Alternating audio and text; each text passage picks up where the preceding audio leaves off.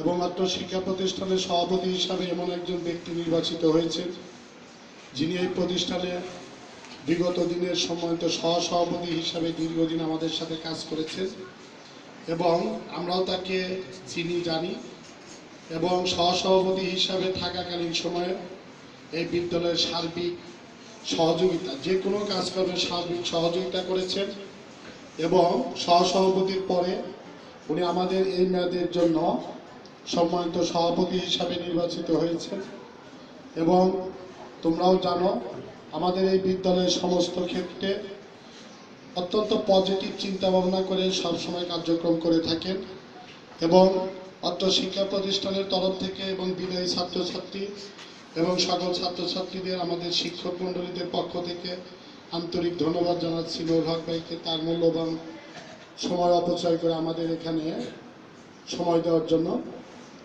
এখানে উপস্থিত আছেন অত্র শিক্ষা প্রতিষ্ঠানের সম্মানিত প্রধান শিক্ষক। তোমরা এই প্রধান শিক্ষক সম্পর্কে জানো।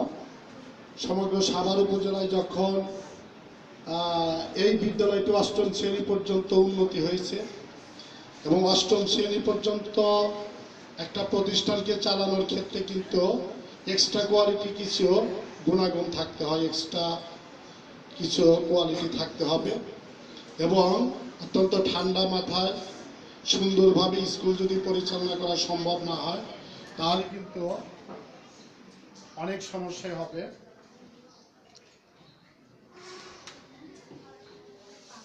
কিন্তু সেক্ষেত্রে আমাদের প্রধান শিক্ষক মৌলিনা শামিমা আমাদের অত্যন্ত শ্রদ্ধাভাজন।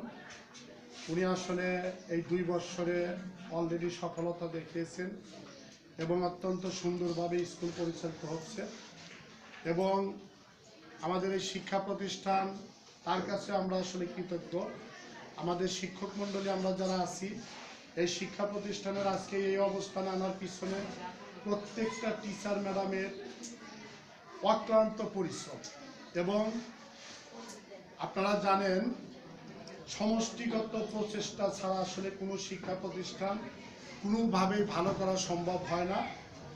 সেক্ষেত্রে আমরা এখানে যারা স্টাফ আছি প্রত্যেকটা টিচার অত্যন্ত যোগ্যতা সম্পন্ন, আন্তরিক এবং তাদের সম্মিলিত প্রচেষ্টার ফলেই আজকে সমগ্র সাভার উপজেলায় চারিগ্রাম সরকারি প্রাথমিক বিদ্যালয় মাথা উঁচু করে দাঁড়িয়ে আছে। শুধু পিএসসি না, জিএসসিতেও আমরা সফলতা দেখিয়েছি। আমাদের এই প্রতিষ্ঠান যখন প্রথম হাই সেকশন ঘোষণা করা হয় অনেকের ধারণা ছিল যে হয়তোবা আমরা তোমাদের পড়ালেখা করাতে পারবো না, প্রাইমারি স্কুলের টিচার মানেই ছোট টিচার এবং তাদের জ্ঞানের পরিধি অনেক এটাই ভেবেছিল। কিন্তু গত বছর তোমরা জানো গত বছরের যে ব্যাচ ছিল তারা অত্যন্ত সফলতার সহিত এবং প্রত্যেকেই খুব ভালো ফলাফল করে এই বিদ্যালয় থেকে বিদায় নিয়েছে এবং এই বছর হচ্ছে তোমাদের পর্ব। গত বছর তোমার বড় ভাইদের তোমরা বিদায় জানিয়েছিলে, বড় ভাই বোনদের। এই বছর তোমাদের পর্ব। সামনে হয়তো বা এবছর যারা ক্লাস 7-এ আসছো তোমরা তোমাদের পর্ব চলে আসবে। এটা হচ্ছে একটা ধারাবাহিকতা। এক্ষেত্রে আসলে একদিকে সুখের বিষয় আছে, আনন্দের বিষয় আছে, আর একদিকে হচ্ছে দুঃখের বিষয়। দুঃখ এবং কষ্টের বিষয় হচ্ছে তোমরা এই প্রতিষ্ঠানে দীর্ঘদিন পড়াশোনা করেছো, অনেকে সেই ক্লাস 1 থেকে ক্লাস 2 থেকে অনেকে হয়তো বা ক্লাস 3-তে এসে ভর্তি হয়েছ। দীর্ঘ 7-8 বছর এই প্রতিষ্ঠানে পড়ালেখা করেছো। এই প্রতিষ্ঠানের প্রতি মায়া মমতা অনেক বেশি এবং তোমরা মৌলিক শিক্ষাটা এই প্রতিষ্ঠান থেকে নিয়ে যাচ্ছ। আমাদের শিক্ষক হিসাবে তোমাদের প্রতি যে কিছু চাওয়া পাওয়া থাকে, আসলে তোমাদের প্রতি আমাদের চাওয়া পাওয়া খুব কম। আমরা কখনো বলবো না যে তোমরা হয়তো বা ভবিষ্যতে মানুষের মতো মানুষ হয়ে আমাদের কামাই রোজগার করে খাওয়াতে হবে কিংবা পার মান্থ তোমাদের কিছু টাকা পয়সা দিতে হবে কিংবা এই প্রতিষ্ঠানকে এইটা করতে হবে ওইটা করতে হবে। আসলে এই ধরনের চাহিদা কোনো টিচারই নাই এবং আমরাও কখনো তোমাদের কাছ থেকে আশা করব না। আমাদের প্রাপ্তি শুধু একটি, যে তোমাদের জীবনটাই এমনভাবে গড়ে তোলো উন্নতির স্বর্ণ শিখরে এমন একটা অবস্থান করবে যাতে আমরা এখান থেকে তোমাদের সেই আলোকিত জীবনের আলোয় আমরা আলোকিত হতে পারি এবং আমরা অহংকার করে গর্ব করে বলতে পারি যে আমাদের অমুক স্টুডেন্ট খুব ভালো একটা প্রতিষ্ঠানে পড়াশোনা করে এবং অমুক স্থানে আছে। আমি যদি উদাহরণস্বরূপ বলতে চাই তাহলে গত বছর তোমরা জানো পঞ্চম শ্রেণীর একজন ছাত্র, অত্যন্ত ছোট একটা স্টুডেন্ট রিজন, যে রিজন সমগ্র বাংলাদেশের উল্লেখযোগ্য ভালো প্রতিষ্ঠানের মধ্যে রেসিডেন্সিয়াল মডেল অন্যতম, সেই প্রতিষ্ঠানে চান্স পাওয়া কিন্তু চারটিখানি কথা না, এবং এটা আমাদের গর্ব অহংকার। এবং তোমরা এবছর যারা 8-এ পরীক্ষা দিবে, তোমরা যদি ভালো রেজাল্ট করো তাহলে অবশ্যই তোমরা একটা ভালো প্রতিষ্ঠানে ভর্তি হতে পারবে। যেমন গত বছর অনেকে বিপিএডিসিতে ভর্তি হয়েছে, অনেকে বোর্ড স্কুলে ভর্তি হয়েছে, এবং আমরা অনেক জায়গায় বলে থাকি যে আমাদের বাচ্চারা অনেক প্রতিষ্ঠানে পড়ে। এগুলো হচ্ছে আমাদের গর্ব। আসলে তোমাদের কাছে আমাদের চাওয়া পাওয়া কিছুই নেই। আর আজকের এই বিদায় অনুষ্ঠানের যে বিষয়টি আর একটু বলতে চাই সেটি হচ্ছে, এই শিক্ষা প্রতিষ্ঠানে তোমরা দীর্ঘদিন পড়াশোনা করেছো, এই শিক্ষা প্রতিষ্ঠানের মধ্যে তোমাদের দায়বদ্ধতা অনেক দায়বদ্ধতা। আজকে তোমরা দেখতে পাচ্ছ নবম শ্রেণীতে যারা পড়ে, তোমাদের আজকের এই বিদায় পারপাসে ওরা উপস্থিত হয়েছে এবং তোমাদের জন্য ফুল নিয়ে এসেছে। পরে আমি গতকাল রাত্রিতে ওদের বললাম যে না, তোমাদের তো ইনভাইট করা হয় না হ্যান ত্যান, তো তোমরা কেন আসবে? তখন ওরা একটা কথা বললো যে না, ওরা আমাদের ছোট ভাই বোন এবং ওরা আমাদের আনুষ্ঠানিকভাবে বিদায় জানিয়েছে এবং সেই দায়বদ্ধতা থেকে আসলে ওরা এসেছে। এবং সপ্তম শ্রেণীতে যারা পড়াশোনা করো, তোমাদের আজকে উচিত ছিল সকালে একটু আর্লিয়ার আসার কথা, এবং আজকে যে বিদায় অনুষ্ঠানের আয়োজন করা হয়েছে সম্পূর্ণ কিন্তু দায়িত্ব ছিল 6 এবং 7-এর ছেলেমেয়ে, কিন্তু তোমরা কিন্তু সেই গেস্টদের মতো যথারীতি অনেক পরে এসেছো। একটা শিক্ষা প্রতিষ্ঠানে প্রত্যেকটা ব্যাচের সাথে প্রত্যেকটা ব্যাচের একটা লিয়াজোগ রাখতে হবে, একটা ভালো সুসম্পর্ক থাকে।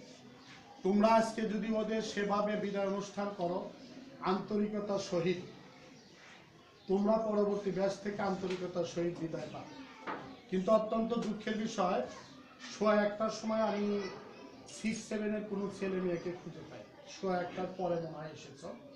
শিক্ষা প্রতিষ্ঠান থেকে এগুলো শিখতে হবে। তোমার বড় ভাইদের কিভাবে সম্মান করতে হবে, ছোট ভাইদের কিভাবে আদর করতে হবে। তোমরা সবচেয়ে সিনিয়র ক্লাস হয়ে যদি তোমরা সবার লাস্টে আসো, আজকে এই অনুষ্ঠানের মূল ভূমিকাই ছিল 6 এবং 7। অন্যান্য ক্লাসের বাচ্চাদের কিন্তু আমরা ইনক্লুড করিনি, এবং ওই দৃষ্টিকোণ থেকে যদি বলা হয়, আমি পঞ্চম শ্রেণীর শিক্ষার্থীদের আন্তরিকভাবে ধন্যবাদ জানাবো।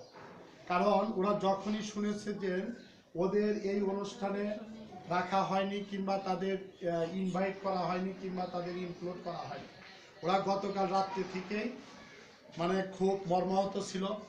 এবং এখনো অনেক বাচ্চারা পরীক্ষা শেষ করেও তারা কিন্তু বাসায় যায়নি। তাদের বক্তব্য ছিল তারা দাঁড়িয়ে হলেও আজকের এই অনুষ্ঠানে বিদায়ী ছাত্রছাত্রীদের বিদায় দেন। আসলে কিন্তু এইটাই হচ্ছে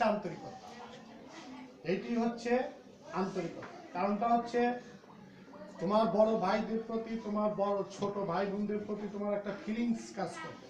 এই শিক্ষা প্রতিষ্ঠানে আজকে 8ম শ্রেণী চলে যাবে, আগামীতে আমাদের স্পোর্টস করতে হবে, বিভিন্ন পিকনিক করতে হবে, বিভিন্ন অনুষ্ঠান করতে হবে। এটা 6-7-এর বাচ্চাদের জন্য লজ্জাজনক বিষয়। কারণ তোমাদের উচিত ছিল যে আমাদের আজকের এই ব্যাচের পর থেকে আমরা পরবর্তী 6-7-এর যে সমস্ত ছেলেমেয়েরা আছে তোমাদের প্রতি আমরা কোনো নির্ভর করতে পারি না।